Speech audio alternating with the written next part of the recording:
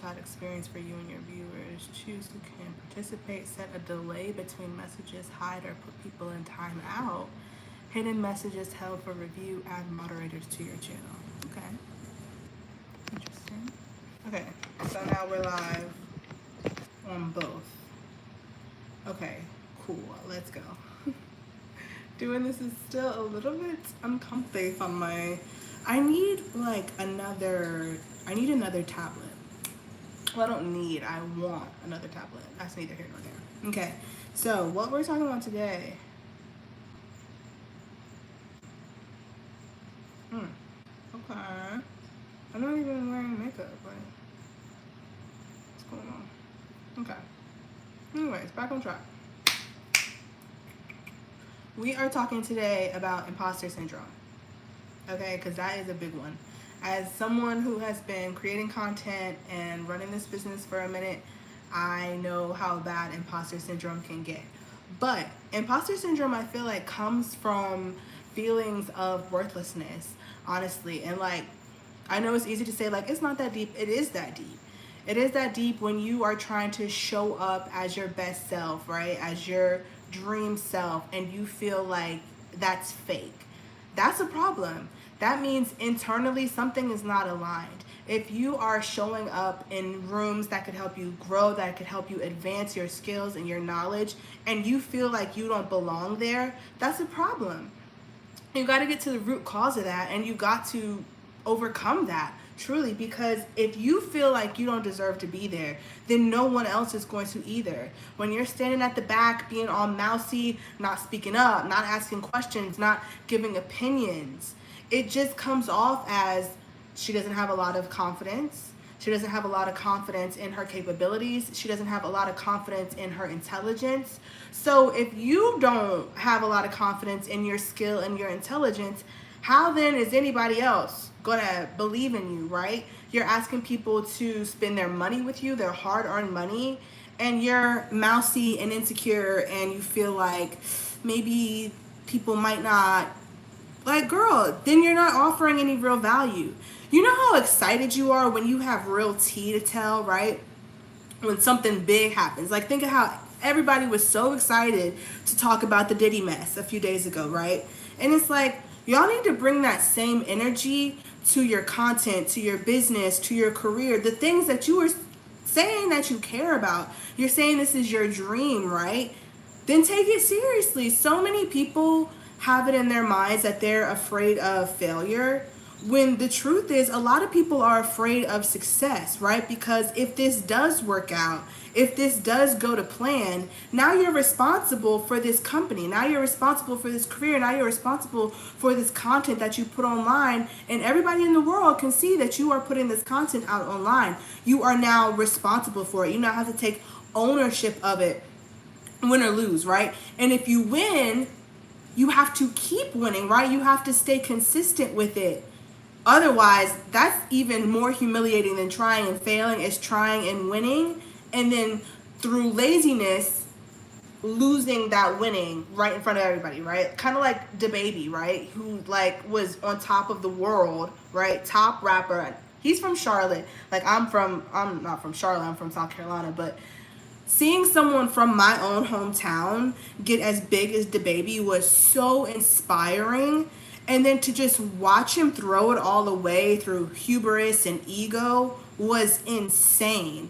But that happened so often because it was almost like he was trying to throw his career away, right? Like the constant fights, the new baby mamas every week, and then the baby mamas fighting with each other, and then the disparaging comments that he made. And it's like, a lot of people, they think this is their dream and they think this is what they want, and then they get there and they self-sabotage and they are feeling intense imposter syndrome.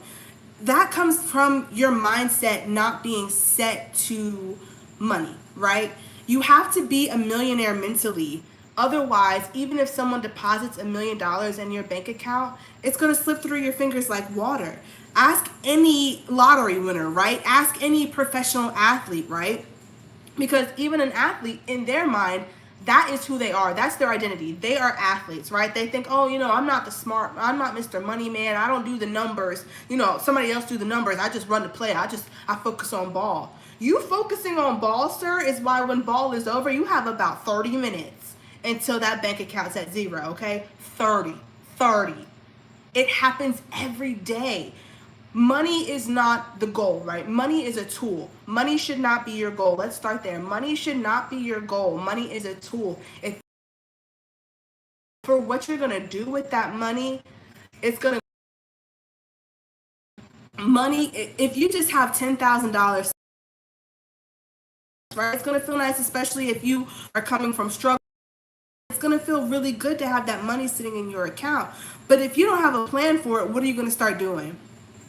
What are you going to start doing? In the words of my grandmother, nickel and diamond, right? Nickel and diamond that money until it's all gone.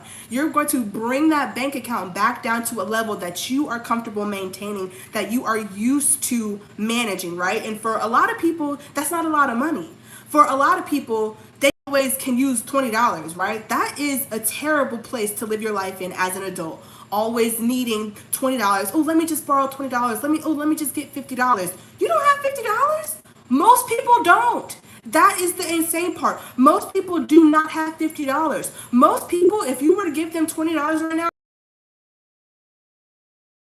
now I can go get toilet paper, paper towel, and little things that I need. So many people, grown people that are married, got kids with families, they don't have $50. And they have all these ideas, right? I think everybody has at least one genius level idea in them. And I mean everybody, which is crazy to say because there are quite a lot of people in this world, shall we say. But people let fear is the number one thing that can hold you back. Call it what you want. You can call it the devil. You can call it whatever you got to call it. But it's fear, right? Fear. Fear is what's going to hold you back. Fear is what's going to keep you from living up to your full potential. Because your full potential is what you see in your dreams, right? God put that in your heart and on your mind for a reason. That is your gift. Whatever you dream about, whatever you can't stop thinking about, and it doesn't have to be content creation. Everybody's not a content creator. You can have a traditional career. Lord knows, we need lawyers, we need doctors, we need people that want to do something with their lives other than being in front of a camera, right? So it's okay if you don't want to create content. There are so many other avenues that you could take that will make you comfortable if that's what you want to be, rich if that's what you want to be, wealthy if that's what you want to be. You can do anything you set your mind to, but you have to set your mind to it first, right? That's the very first step. In the book, I talk about mindset first. Before we get into anything else, we go over mindset because that's what's going to make or break you, right? Is your thinking, what you believe, and not just what you're saying out loud, what you really truly believe in your heart is possible for you. That's going to be your ceiling, right? So work on pushing that ceiling as far up as you can. Say ridiculous things until you believe they're not ridiculous. Say, I'm so grateful and thankful that I am now a millionaire. When you've got $10 in your bank account, that sounds crazy, and it feels crazy to say it out loud. But the more you say it, the more familiar that you say that, it's not going to feel crazy the 100th time you say, I'm a millionaire. It's just going to feel like, okay, cool. That's how we feel. That's who we are in our mind. Thank you for the likes. That's how we feel in our mind. So now how do we get our reality to match up with our thinking, right? How do we get our external world to look like our internal world, to be our dream self, our highest self, living our best life, using God's gifts that have been given to us to the absolute fullest of our capability, right? And honestly, all you have to do is walk by faith. Jesus said the faith of a mustard seed would get it done. Have faith in yourself, in the fact that God made you this divine being, right? And God said the meek shall inherit the earth. We are his people. We are his children. He wants us to prosper. So prosperity is your destiny, right? So you struggling and being in lack, that is actually not of God, right? That's why a lot of people say the devil is on me, right? People say, I got this poverty demon, right? People say that because that's really true, because we know that on some level, we all recognize that struggling and living in lack, that is not how God wants us to live, right? But a lot of us are there because we have forgotten who we are. We have forgotten the power that God has given us, and that is having a consciousness, being so fully aware that we are alive, right? How many of us have pets? Those pets are just as alive as we are, and we love them so much, right? But they are missing some of the mental faculties that we have, and that is why they are our pets, right? So God has given us this gift to think, to imagine, to be creative. Use that gift. The more you use that gift, the more you work on yourself, the money is going to come. And that sounds so cliche, right? And before it happened to me, I heard people say this, and I would roll my eyes. I'm like, girl, that don't help. That is not helping me. Tell me, just think positive thoughts, and everything will, come true. Like, that's a fairy tale. That's not how life works, right? That's not how life works. I have to labor, right? I have to work my ass off to get where I want to be, right? It takes hard work. I've heard people say that my whole life. You have to work hard, right? Think about the people, God bless them. We love them, family and friends, people we would lay down our lives for. But think about the people who have told you you have to work hard to have a lot in life. Think about how much they really had in life. I'm not trying to be funny. Really think about it. Think about where all of your money beliefs come from, and ask yourself, how much money did that person really have? How many people that are in, Oprah's position have you ever really heard say, I work super hard, right? I work my finger to I break my back at work. No, the people that I hear say I break my back at work, they're working in factories. They're working for Amazon. They're not running Amazon, right?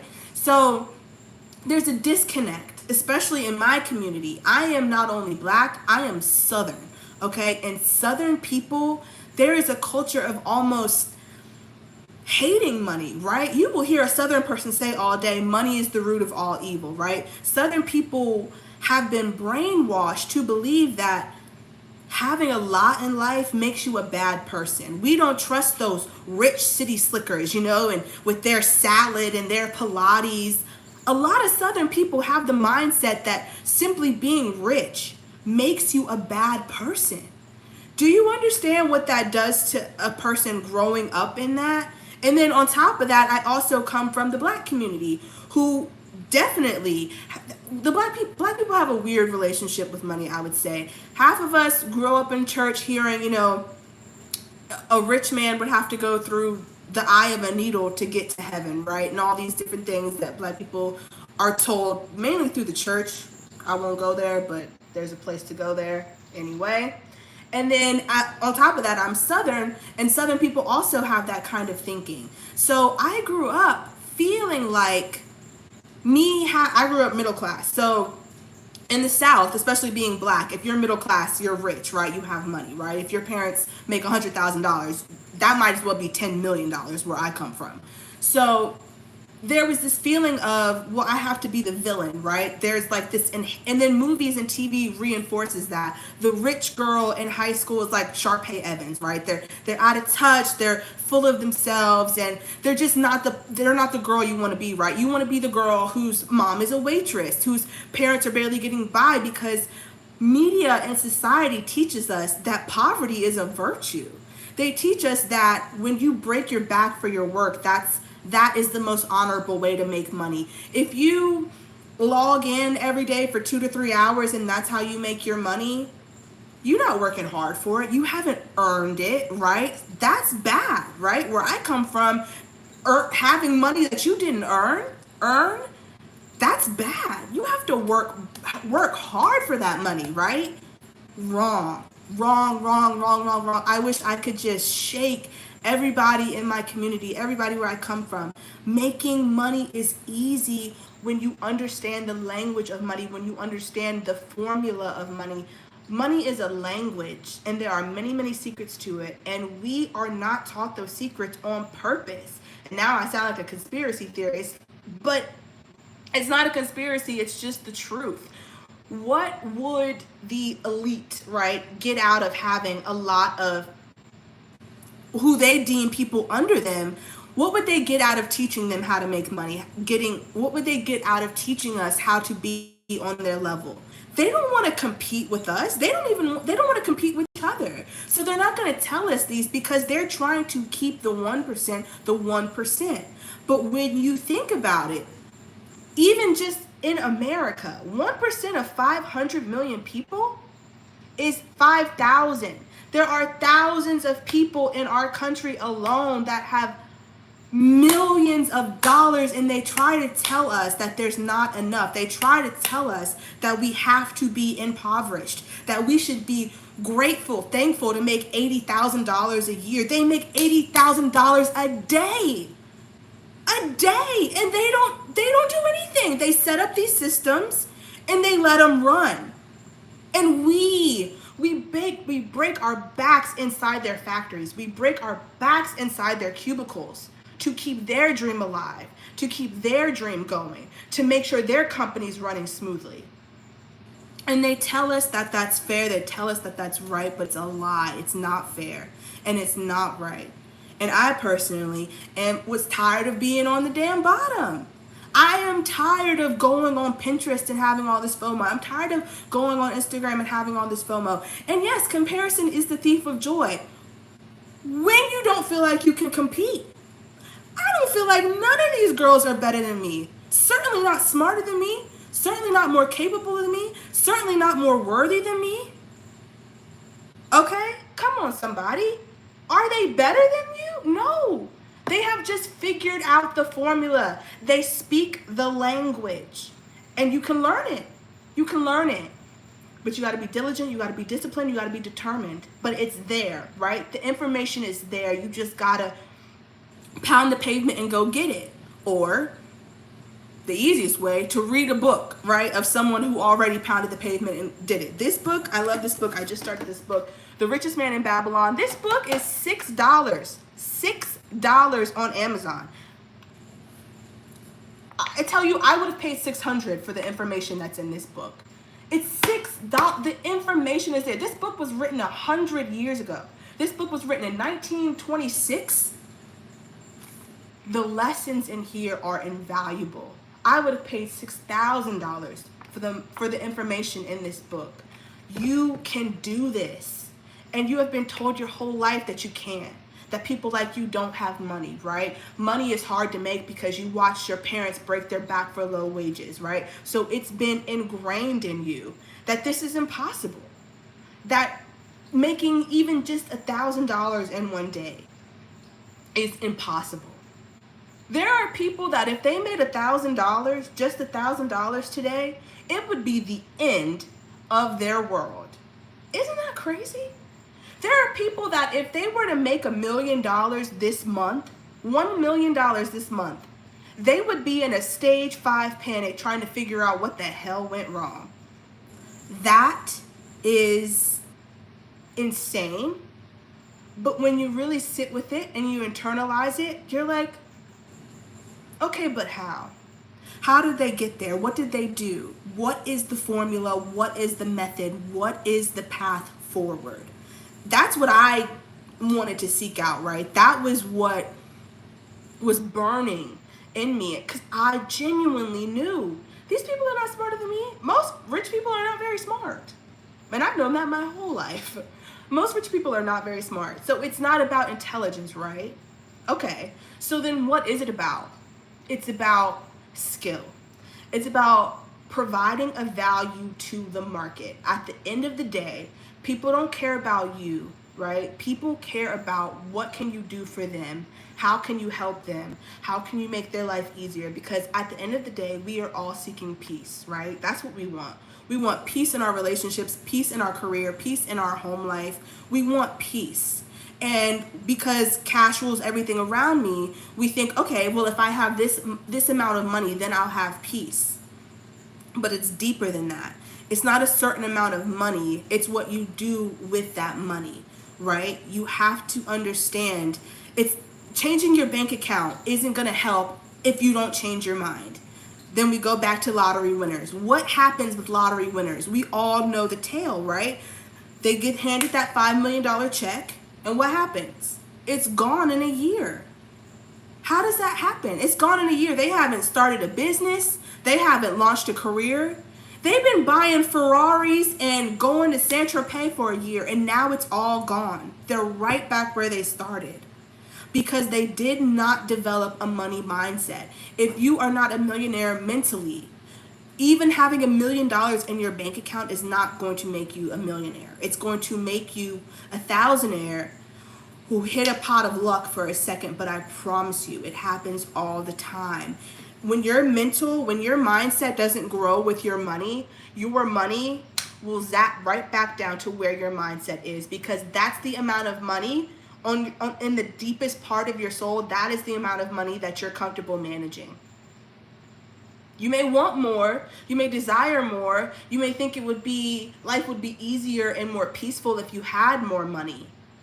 But what would you actually do if you had more money? Do you have a plan for it? Have you made decisions on how you're going to spend it? If you haven't, then you're just going to start buying a bunch of trinkets. You're going to get the flat screen TV. You're going to get the Mercedes Benz. You're going to do the shopping sprees. You're going to go on the vacations, right? You're going to do everything you can that looks rich, right? Because when you have a poverty mindset, which is, if you don't have a money mindset, it's a poverty mindset. It's one or the other, okay? It can't be both. You cannot live in both worlds. So when you have a poverty mindset, you are thinking in scarcity. You are thinking in lack. So even when someone hands you that $1 million lottery check, you're like, okay, because I know that I have no plan to build on this money, I'm looking at it as a finite source. So I know that I've got $1 million to spend. And because I have been breaking my back for 25 plus years, I feel like I have earned the right to blow this lottery money.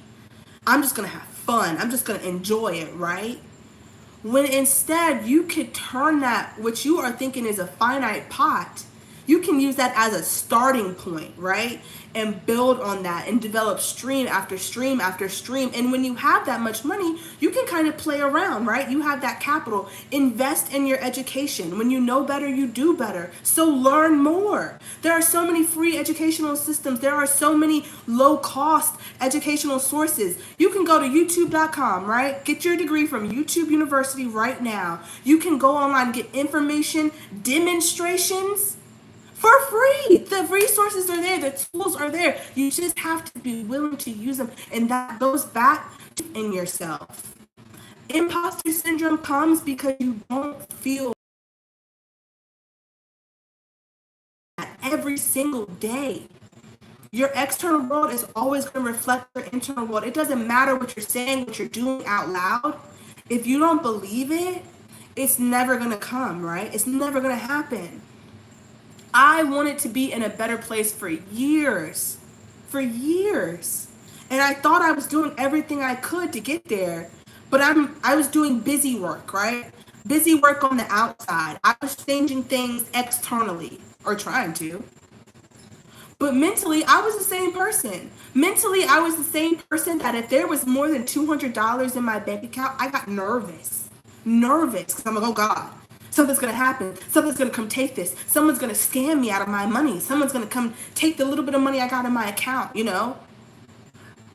Because I'm coming from a scarcity mindset. I was living in lack. I wasn't comfortable with managing more than a couple $100s. Whenever there was more than, if I'm being honest, if there was more than $100 in my bank account, if I saw 3 figures, I got nervous. I'm nervous. Oh shit. I've got some money now. Someone might come take it from me. Someone might scam me out of it. And so what would I do? I say, okay, I've only got this money for a little bit of time. I got to spend it right now before it's all gone. Before a bill comes and takes it. Before a scammer comes and takes it. I'm just scared, right? Because I'm like, okay, this is all the money that I'm going to get for a long time, right? This is it. I have this $100 and now I got to do something with it, right? I got to make it work for me. I got to do something. And what would I do? I'd go buy clothes, do a Shein haul, right? For $100, look at all this clothes I can get for $100, and then I could do a video on it, and I can do a haul on my channel, and that video, of course, is going to go viral, and that's going to make, you know, and it's like, is that actually a good plan? No, it's not. What's this plan coming from? What's the thinking behind this? What's the mindset that went into this plan? It's a poverty one. It's one who's terrified to death of having money because they're terrified to death of losing money. It's so weird. But the fear of poverty, a lot of times, is what keeps people impoverished, right? They are afraid that they're going to lose all their money. They have so much fear wrapped around their money mindset, right? There's so much fear there that then money is repelled by them. Money is an energy. You have to think, you have to really get meta in your thinking, right? And just realize, like, I'm on this planet, this flying rock, right? And I'm in this meat suit, and I'm a spirit, I'm a soul, I'm a consciousness, I'm a mind. How can I use the gift that I've been given, the consciousness, the thinking power, the brain power, the intelligence, and the skill that I'm able to develop as a human being? God did not give that to us for no reason, right? God gave us these superpowers. When you really think about it, compared to everything else on this earth, humans have superpowers in that we can think. And when we were given the ability to think, I, for one, believe God gave us thinking minds for a reason. I believe that He gave us the process of thought because He knew the power of thought. He gave us so many times in the Bible, it mentions, have faith and it will come. God literally tells us so many times, believe it and you will see it. And yet we live in this world and a society that tells us you have to see it to believe it. Jesus, God, whatever you believe in, even if you're not a Christian, that's just what I grew up in. I'm a Southern woman. Even if you're not a Christian, you have to acknowledge across all religions, there's this idea of if you believe it, it will come. If you pray for it, it will come. If you ask, you shall receive. And I had to really sit with that and think, because I'm reading all of these books that are telling me the same thing. It's just not coming from a religious standpoint. And it's like, when you really dive into the research, when you really start looking and, like I did, become obsessed with the generation of wealth, you start to see it's all, everyone's saying the same thing. But because of, 20 plus years of schooling and church, telling me the exact opposite, it was hard for me to digest and really believe. But once I did, that's when the ball started rolling. What we think, we become. Whether you believe you can or you can't, you are right. It's so crazy. It's almost too simple that people can't wrap their mind around it, because we think that, the Elon Musks of the world, the Jeff Bezos of the world, we think like they've got to be these out of this world geniuses, right? They've tapped into this otherworldly intelligence that none of us can really acquire. No, it's not that. It's not intelligence, it's faith. Intelligence you can gain. A skill you can gain. All of these external things you can learn. You can develop, you can advance. But it all starts with simply believing that you can. And it's so simple that it goes right past people's brain, because they are so conditioned to think, I have to break my back for everything I get. I have to earn it. I have to work so hard. But that's not the truth at all. The thing that you need to be working hardest on is yourself. That is really it. Whatever you want to accomplish in this world, it starts with you first. If you've got weight to lose, lose it. If you've got things to learn, learn them. If you've got equipment to buy, find a way. You can do these things. You can learn more. You can develop a skill, a high value skill that you can then leverage into a high paying career. You can then leverage into a successful business. You can learn that. It doesn't even matter what your learning capacity is. If you need to go slower than the next person, go slower. But you can still get there. And I realized, because I became obsessed with rich people, wealthy people, not just successful people. My parents are successful. My parents made 6 figures a year for 40 years. They're successful people, but they're not rich. So I wanted to know, what does it take to be rich? What does it take to be wealthy? I was honestly at first looking for an excuse, right? Someone to blame for why I wasn't wealthy. I need someone to blame. And I already had my bag of blames ready to go, right? I'm a woman. I'm black. I'm from the South. Those are three really good blames, right? I got my list. Now let's move in. Oh, I live in America. Racism. Woo! Like, I had all of these reasons why I couldn't make it, right? So I'm like, let me dive into these rich people and I'll prove myself right. Every wealthy person in the world is going to be a white man. No.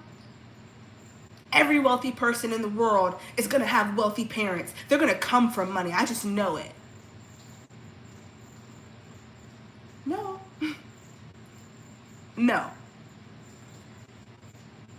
There are thousands, thousands of women who look just like me, who are rich as hell. Rich as hell. Millionaires, billionaires that look just like me. Come from the same thing that I come from the same place that I come from, have the same limitations that I have. In a world where Oprah Winfrey exists, I decided that there was no excuse for me. Oprah, if you really want to be honest, if I'm really going to be honest with myself, had it a lot worse than me. She grew up in segregated Mississippi in the 50s, 60s, 70s, 80s. She lived in Baltimore in the 80s and the 90s. And Oprah is not a traditionally pretty woman. I think she is, honestly, but that's neither here nor there. Traditionally, Oprah is not what they told us is beautiful. I think she's beautiful, honestly. I really do. So I thought to myself, even if Oprah is the only example that I have that it's possible, her existence gave me no more excuses. No more excuses. And I think that everyone that is truly ambitious, truly feels that they have a calling, you have to get to a point where there are no more excuses. Right? Thank you for the likes. Oh, hi, sissy. Thank you for the likes. Oh, thank you. You have to get to a point where listen, I'm winning, okay? I'm going to win. I don't care what's stacked against me. I'm going to fight against it.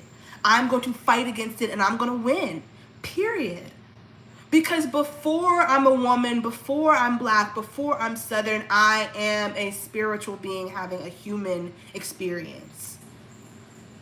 And the intelligence that I was endowed with, the willpower that I was endowed with, the ability to learn, the gift that we are all given, I just decided I'm going to use it and I am going to win. And not only am I going to win, I'm going to show other people how to win. I'm going to make it as easy as I possibly can. I'm going to break down every single thing I learned, every single thing I did, because I know that most people aren't going to care. Honestly, most people aren't going to care. Most people aren't going to want to hear it. But there are going to be people who want to hear it. I know that even just one person, right? Even if just one person learns and is impacted and changes their life, changes their family's life, changes their family's trajectory, then that is someone that can show the next, right? And then we just move down the line. We just move down the line. We can raise the bar. Like, oh God, it's all I think about. We can raise the bar of what it means to be on the lowest level, right? We can raise that bar to where at least at the bare minimum, Nobody is dying in the street of hunger and not having a place to live, not having clothes, not having, the basic necessities. We can do that. We can do that. And I think that's one of my core purposes for being alive, for being here, because when I'm doing this work, when I'm talking about this, that is when I feel most at peace, because I'm so excited about everything that I learned that I just want to tell everybody else about it. And literally, if you were to talk to my friends and family, they're tired of hearing about it.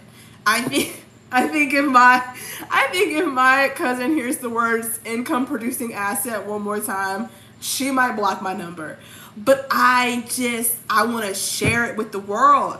I'm like, look, you got to know this. You got to know it, because I have seen so many people that I love spend 60 years working on someone else's dream, because all they really wanted was just peace, right? They wanted to come home to a family that's fed, that loves each other, and that's all they wanted out of life. And I got to a point where it was like my dream to take care of my grandma. And she died before I got there. And I felt like I was doing everything right. I'm like, I'm working this job. I'm, putting $20 from my paycheck every 2 weeks onto, what's the app called? God, I used to be obsessed with this app where you can, Robinhood. That's the one. I was on Robinhood, you know, working my job diligently, picking up extra hours where I could, taking money out of every paycheck, investing it on Robinhood, watching that money grow by, like $5 every month. And I'm like, okay, I'm on the right path. I'm doing it. And then my grandma died. And when she died, I think I had maybe like $150 in my bank account. And I sobbed like I have never before or since sobbed again in my life, because I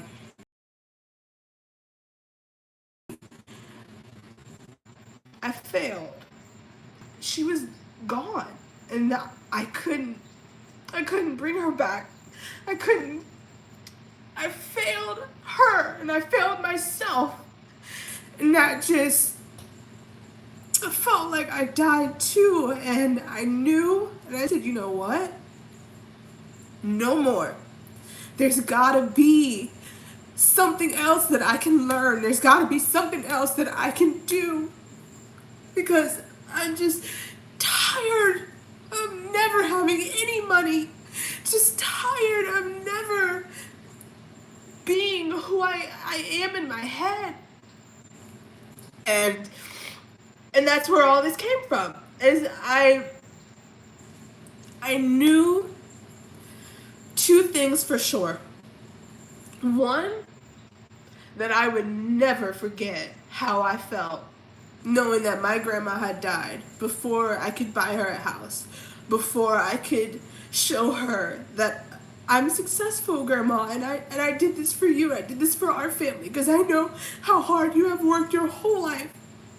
And I know how hard your parents worked, and your parents before them, and I know how much it means for us to just still be alive. If you are black and you are in the South and you are alive today, God, you are so blessed. So many times our grandparents could have given up. So many times our grandparents before them, so many of us, our bloodlines are wiped out. And so it meant everything to me to be able to take care of my grandma, and I couldn't do it. I didn't make it. I failed at that. And I took that failure and I said, never again, never again. And I meant that. And I dedicated my life to figuring out how to make some damn money. And when I did, It was so freaking simple that I just sat alone in the quiet, in the dark, for like an hour. I didn't move when it really clicked for me. And when I really saw that money come in, I just sat. Cause God damn it, if I would have known that,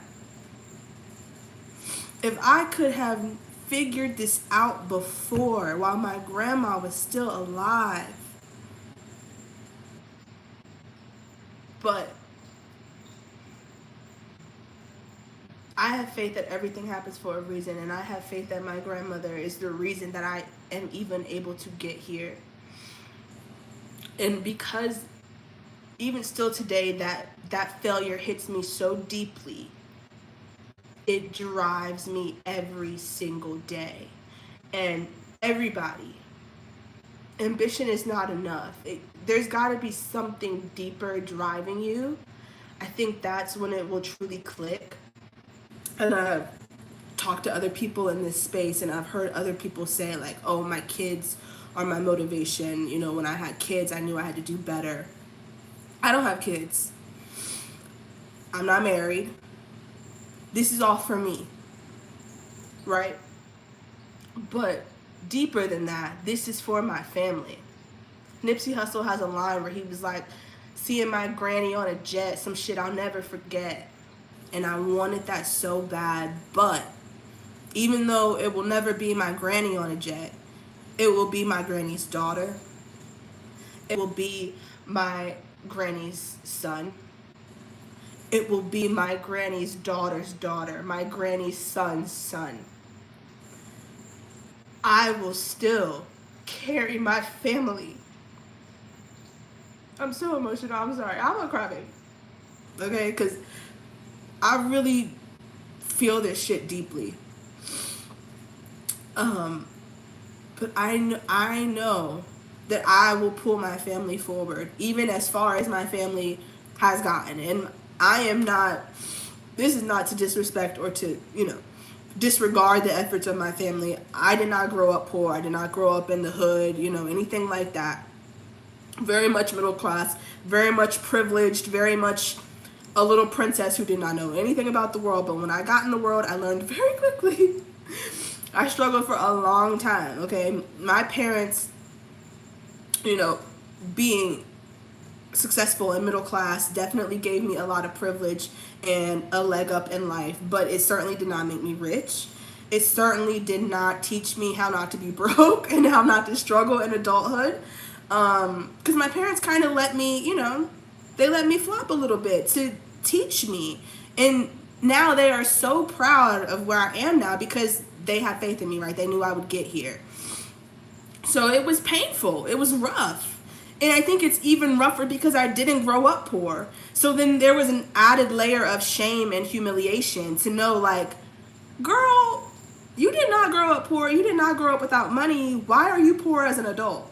Like, that was truly embarrassing. Like, from going from this privileged, little princess in high school, I was a varsity cheerleader, and like, I got new clothes every week. I got my nails done every week, and I didn't know where the money was coming from. I thought we were rich, I'm a very southern small town girl, so my parents having $100,000 when most people in my town were making $25,000 a year. Oh, baby. I was Paris Hilton, okay? And nobody was going to change my mind about that. I was the Black Regina George. So going out into life, I got my ass kicked. Yeah, real fast. Very much so. Because I took my little self over to LA thinking, I'm going to be a star. I'm a star back in Clover, South Carolina. So I could be a star in Los Angeles, California, right? That makes sense. Good plan, right?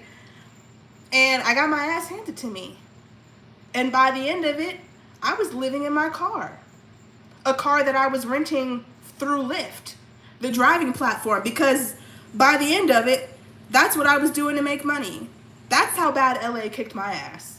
By the end of it, I was 100 pounds overweight. I was living in my car, a rented car, a car that I was renting through Lyft. So basically, I was a taxi driver living in her taxi, and the taxi was rented. Down bad. There isn't any lower. Not in my life. Not in my life. I want you to know, I was down so bad, I made an OnlyFans. Living in my car, I made an OnlyFans and was taking pictures of my feet in the car. 0 subscribers. I made $0 from that. But think about how crazy that is. I'm living in my car, and all I can think of is I should start an OnlyFans showing my feet. The money mindset was not it. Child, it was a struggle mindset, and that's why I remained in that struggle until something so traumatic and just heartbreaking shook me out of that. And it got to the point I was like, okay. My mom was like, listen, come home. You can stay out back. My parents live on a farm. It's real deep south, okay, in my family. I lived in the guest house out back in my parents' backyard. When I tell you it didn't get any lower, like one Wednesday I was in Los Angeles passing by, palm trees and just so excited to just be there. The next day, I'm back in Carolina on a farm living in my parents' backyard. Fall from grace is saying it so kindly. It's being so kind. I was defeated, depleted. I had nothing left. I didn't know where I was going. I didn't know what I was doing. But I knew it couldn't be this. I tell you that. I knew it wasn't living on my parents' farm in the backyard. That wasn't going to cut it. That wasn't going to do it. Absolutely not. Absolutely not. So I think in everybody's life, when you really want to be somebody, when you really want to have some money, you have to get to a place where you're just tired of your own bullshit. Each one of us knows the things that are holding us back. We don't need to read a book or listen to a podcast or pay $500 for a course to know I be procrastinating. I don't get my ass up when I'm supposed to get my ass up. I don't do the things I'm going to do. I've been telling myself, I'm, going to eat better tomorrow for the last 1,000 tomorrows. We all know when we're in that place of, what you should be doing, right? But you can't quite bring yourself to do it. And so it's like, yeah, I post content a little bit. You be half-assing it. But, it's there, right? Just post the content, right? That'll get me there, right? You have to take responsibility for your life. That is step one of having a money mindset. Gary Vee says this thing where he says, make everything your fault, right? Make everything your fault. For real. Stop playing the blame game. It's not going to get you there. Take full responsibility for your life. That's step one. It's saying, you know what? I don't care what anyone says to me. I don't care what anyone is doing to me. I'm going to protect myself. I'm going to protect my interest. I'm going to protect my career, my business, what I've built here. Yeah, I'm going to protect it. But other than that, other than defending myself against attacks, I am going to be laser focused on myself. A lot of people think, I just need to focus more on my content. I need to get more serious about my career. I need to, focus more on building this business. Focus more on building yourself. Focus instead of how can I grow this $1 million business? Focus more on how can I be a person who is capable of managing and maintaining $1 million, right?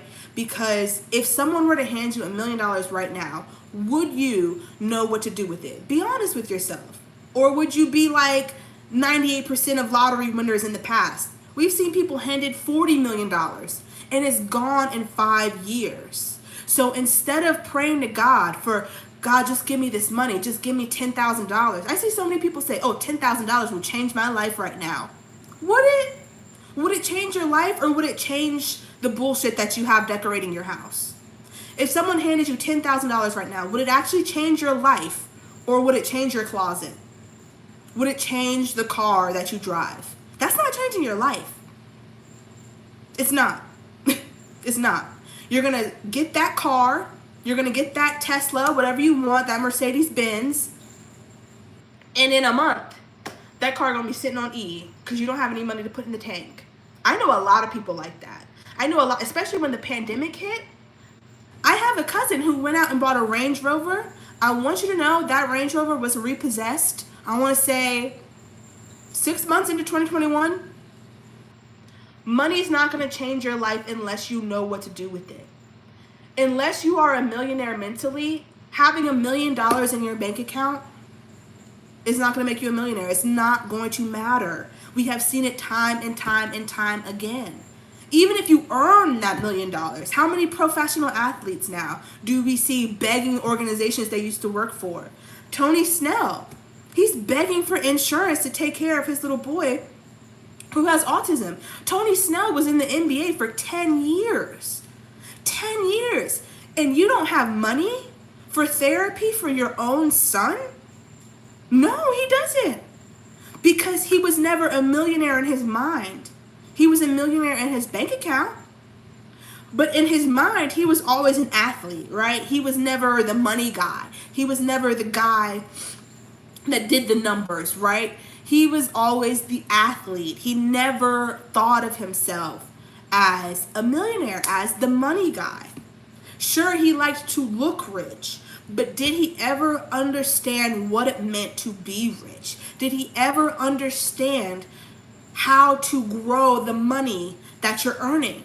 It's coming in fast, hot and fast, right? That's really cool. I've heard even Cam Newton said every single Tuesday, he got a direct deposit of $700,000. A direct deposit. So many athletes are getting that, and they think, okay, that $700,000 is going to be direct deposited every week. I'm going out there, I'm suiting up, I'm playing, I'm playing real good football. What happens if you get hurt? None of them know. Most of their plan is just don't get hurt. That's all of our plan, right? That's all of our plan. Don't get hurt because we have no money for the hospital, right? Don't get in trouble because we have no money for bail, right? All of us have that mindset. So then having $1 million in their bank account, it doesn't make them a millionaire. And that's why when that money stops flowing, that source gets cut off, they never figure out how to generate more income, right? And it seems, and everyone's so quick to make fun of them and just say, stupid athlete. They're so dumb. They can make that $1 million, but they can't keep it. Oh, lottery winners, they're so dumb. They can win that $1 million, but they can't keep it. But why can't they keep it? Because mentally, they are not ready. Mentally, they do not have a money mindset. Mentally, they have no idea, no plan for the future, no plan for that money. It's just sitting in their bank account. So what do? Spin it. Nickel and dime. And it's gone. It's gone. Just as quick as it came, it's gone. Because if you don't elevate your mindset to the mindset to develop the habits, the beliefs of someone who can manage $1 million, having it is going to be nothing. It's going to be here today, gone tomorrow.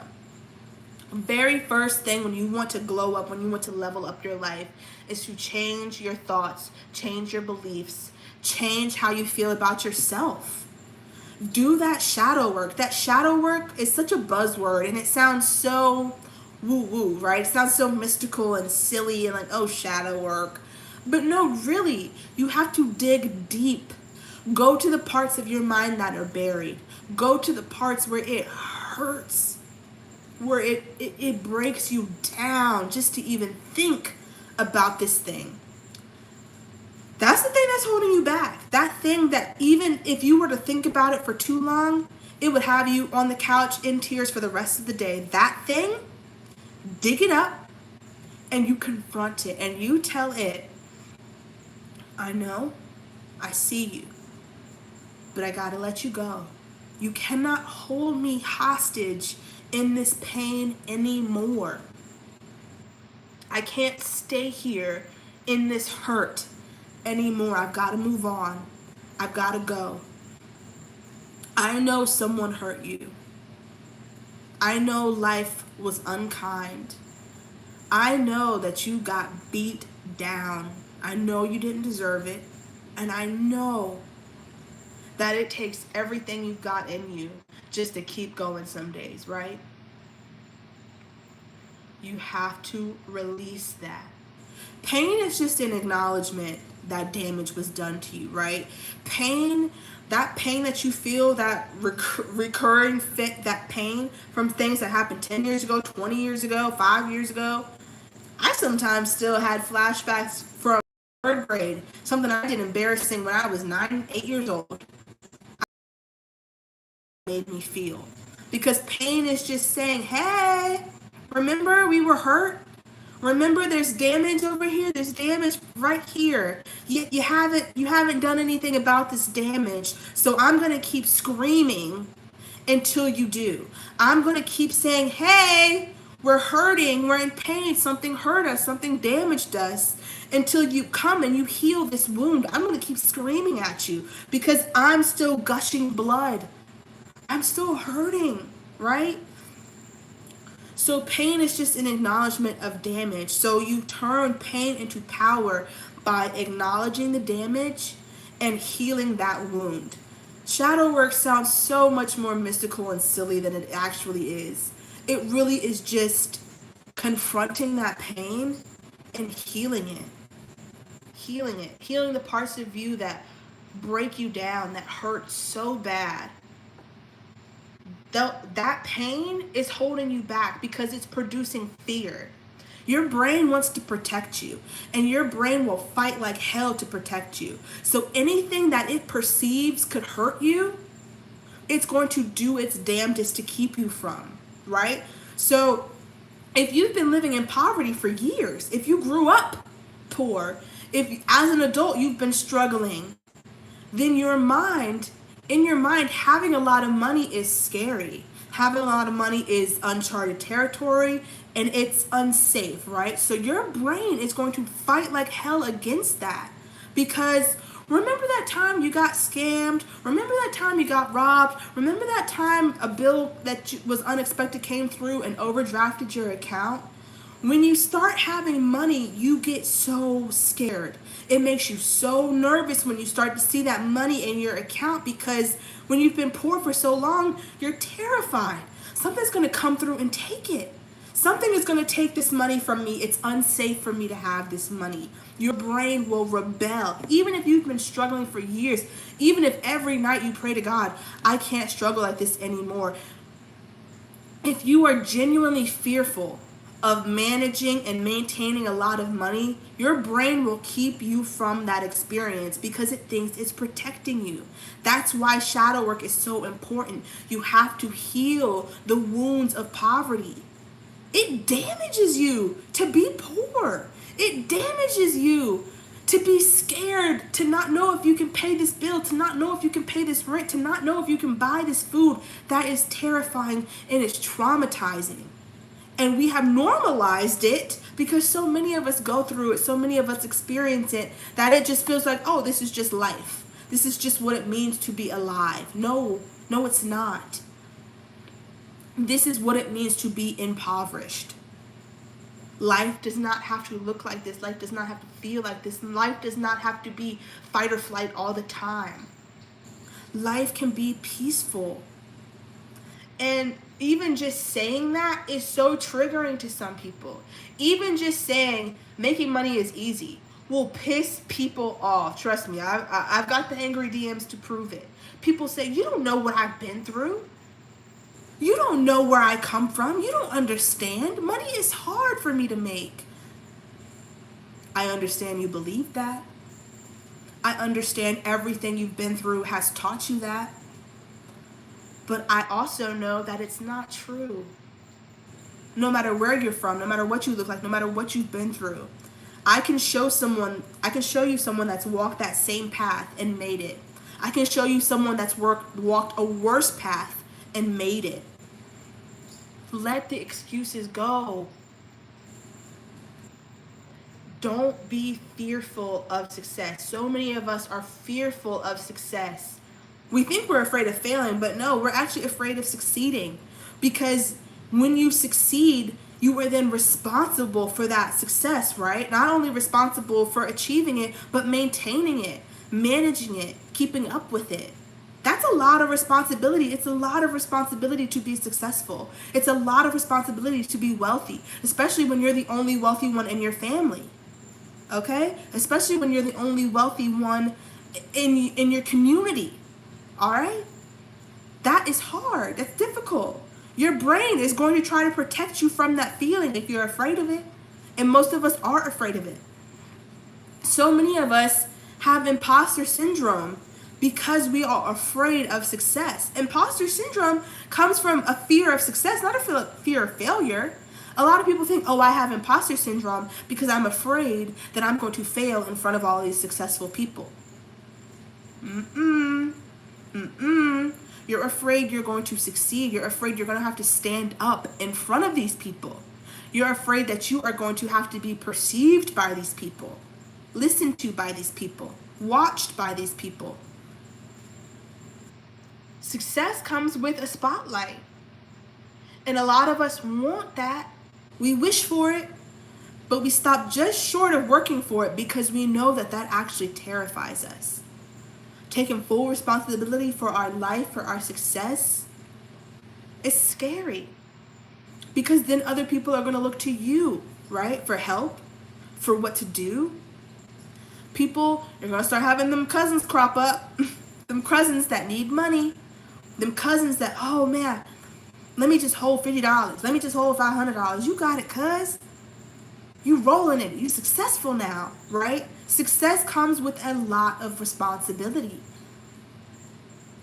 And that responsibility is scary, right? If you let it be. So your brain will protect you from what you perceive to be scary experience of having a lot of money.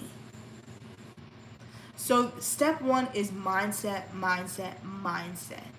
You have to mentally prepare for the responsibility of money, for the responsibility of success, and not just achieving it, but managing it, maintaining it. That's what your brain is fighting against. It's not fighting against failure, it's fighting against success, because failure you're familiar with. If we're being honest, we all know what it means to fail. Very few of us know what it means to achieve our dreams. So that is the actual scary thing that we are hiding from. Success. That's what's holding you back. You are so afraid of succeeding. You are so afraid of being responsible then for this high value career, this high earning business, right? Because once you earn $1 million, you can't go back to broke, right? You have to make $1 million every single year, right? And advance on top of that. So unless you're prepared to learn how to do that, unless you're prepared to actually do that, your brain is going to fight against you succeeding because it knows that you're scared of it. And your brain, first and foremost, is going to protect you.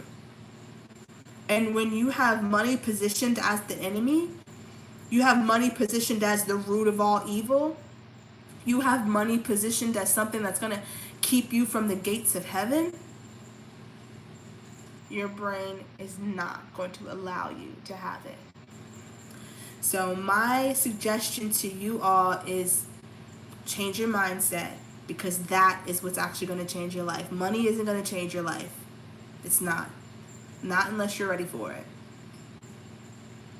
All right?